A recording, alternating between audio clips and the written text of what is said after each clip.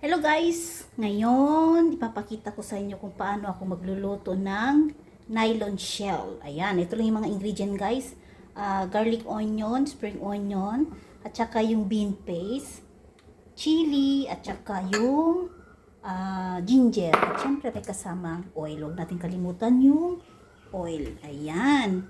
Ngayon guys, ilalagay ko muna yung cellphone ko dito guys kasi syempre papakita ko muna sa inyo kung paano ako andali guys, ayusin ko muna yung camera guys. Yan. Kaso mainit naman dito sa kabila. Yan. I-adjust ko muna yung guys, kasi maliit yung pwesto ko dito. Huwag muna masunog. Yan. Dito muna guys. Mainit pala yung ko guys. Sa mabanda pwede magluto. Dali guys Yan. Okay. Dito na mas maganda.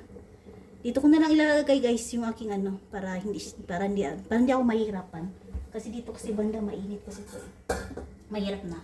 So ngayon, i-on na natin guys yung ating Yan. Okay na yan.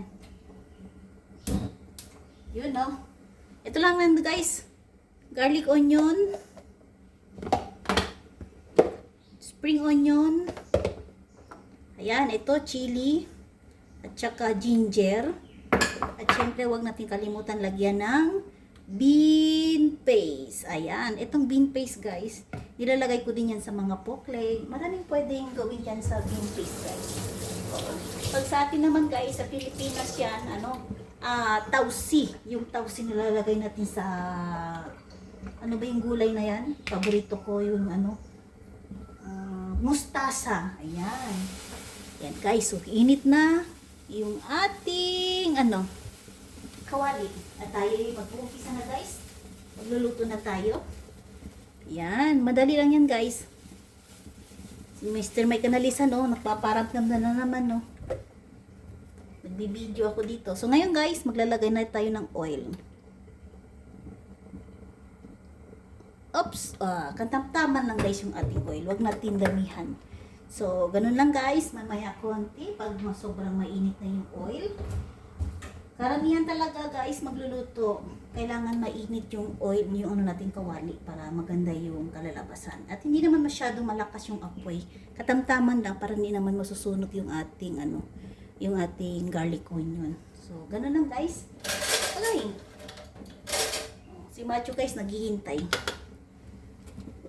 Gutom na naman si Macho. Ano ba yan aking lablab na yan? So ngayon guys, uunahin ko muna guys yung aking ginger para lalabas yung amoy niya. Yung ginger kasi guys, yan yung pangtanggal ng lansa. Yung nylon shell naman guys, bago nyo lutuin yung nylon shell, kailangan ipakulo nyo muna kasi karamihan yung nylon shell, marami mga bato-bato yan sa loob kasi karamihan din, patay na din yung nylon shell niya. So kailangan ipakulo nyo muna. Tapos kung sino yung nagbukas, yun na yun. Pero pag yung sarado pa rin, mga na yun guys, tawag doon, patay na nylon shell na yan. So ganun guys, lalagyan natin na ang garlic onion na. Ayan, ito na guys, yung ating garlic onion. Kasali na yung ating chili. So ganun lang guys. At syempre, huwag natin kalimutan lagyan ng ating bean paste. So nakita nyo. Depende na yun guys sa inyo kung ano yung amount nilalagay nyo. Kailangan katamtaman lang. Sa pagluluto naman, mas maganda pa yung kulang kaysa naman na sobrahan. Kasi pag nakulangan guys, doon natin dagdagan. Eh pag nagsobrahan na guys, kailangan natin mabawasan kasi yun na yun. So ganito lang guys, natin pagluluto. Gawa muna ako ng sauce para sa aking nylon shell. Mamaya ko na ilagay yung aking yung aking nylon shell kasi luto na yun. Gagawa lang ako ng sauce. Lagyan ko ito ng tubig guys para malasahan nila. Maya konti. Pag naging konti na yung tubig niya, saka ko pa ilalagay yung aking nylon shell. So kailangan lagyan ko muna yan ng mga ingredient. Huwag nyo nalagyan ng asin guys kasi yung bean paste maalat na yan. So ganun lang guys, hintayin natin mga ilang minuto yung ating sauce para sa ating nylon shell. So ganito lang guys. So ito lang yung aking nylon shell guys. Gagawa muna ako ng sauce. At mamaya-maya konti, ilalagay ko na yung aking nylon shell. So, ganito lang guys. Alam nyo ba guys, dito na ako natuto magluto dito sa Singapore. At syempre, magpapasalamat ako sa aking mga YouTuber na hindi nila ako binibigo sa tuwing pinupuntahan ko nila yung mga bahay nila guys. Binabalikan nila agad ako. Yahoo! Thank you so much. At syempre guys, huwag natin kalimutan lagyan ng white pepper. Yan, ganun lang kasimple.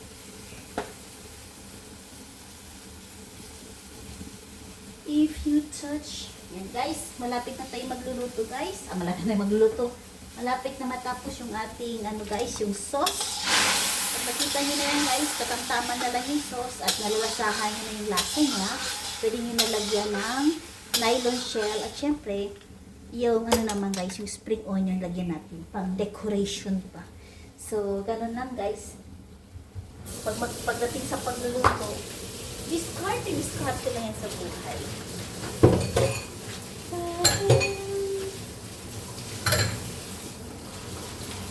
Gusto ko guys mag-live.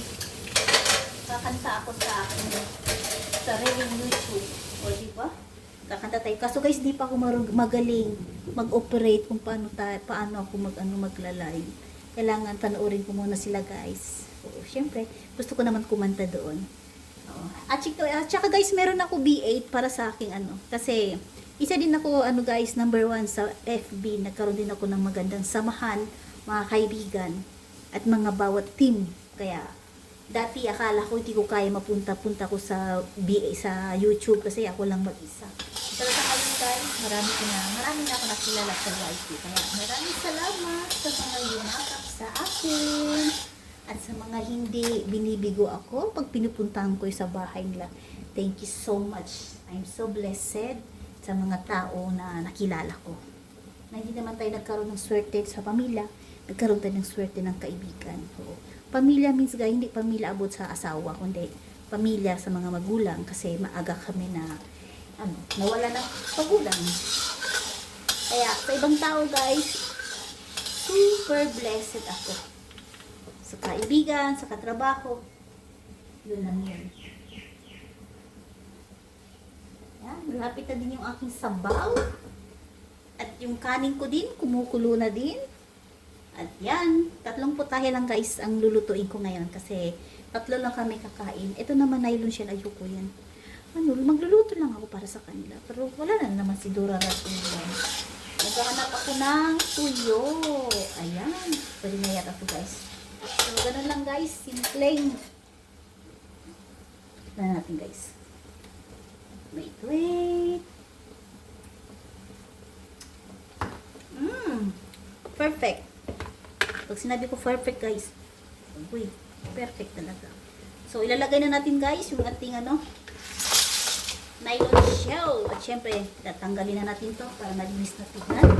Alam mo naman ako guys, pagdating sa pagluluto, ayoko ng maraming ang gulo.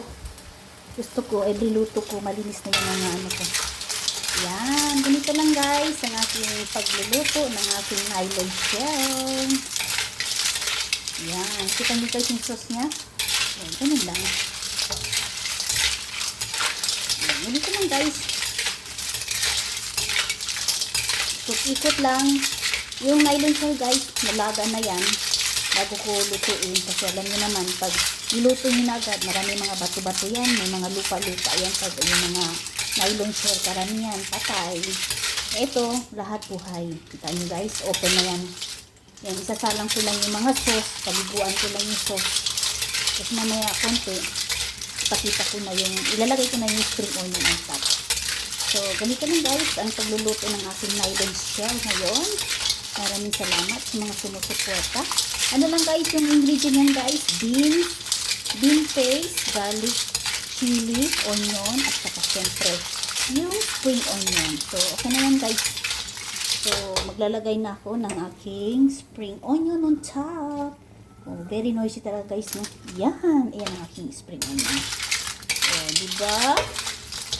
Ganito lang guys ang pagluluto ng nylon shell. Very simple lang, diba? So, ganito lang. Pero pag meron kayong mga squid, Yan, mas maganda. Ihalo nyo yung mga squid para magiging ano na yung seafood. O, diba? O. Tapos na guys, seconds lang. Yan. Dali, itatransfer na natin sa plato. Ito na guys. Nilagay ko na sa plato guys ang aking nylon shell. O, diba? Ang bilis lang guys. Ginisa ko lang. Oo. Bago nyo, gaya ng sinabi ko ngayon guys, ulitin ko kayo. Yung nylon shell, bago nyo lutuin, pakulo nyo muna sa tubig. Tapos kung sino yung nag-open, yun na yung kukunin nyo. Yung mga serado, itapon nyo na yun kasi yung paramihan mga yun, maraming lupa sa loob at saka patay na nylon shell. So, ito guys, maraming salamat sa sumusuporta sa aking munting video na hindi naman sa kagandahan pero may nalamang at least kahit paano nakakapag video naman tayo, di ba? So, gano'n lang guys, spread love lang tayo bawat isa. Lahat mga ano natin guys, maaabot natin pag magkakaroon tayo ng sariling sipag-tiyaga at syempre tiwala sa Diyos. At syempre may tiwala din tayo sa sarili na gumagawa ng ano natin. Libangan lang ba? Oo, pagdating sa mga ganito. O, diba? So, ganito lang guys. Maraming salamat. Sana hindi kayo magsawa panoorin yung aking simpleng video dito sa YT. At syempre maraming salamat sa mga dumidikit, yung mayakap na nagpa-follow back sa aking YT. Maraming salamat at sa mga sumusuporta sa aking YT at sa mga FB. Maraming salamat sa aking mga Team Toto 24, sa aking mga legit followers, Team 7 Blessing.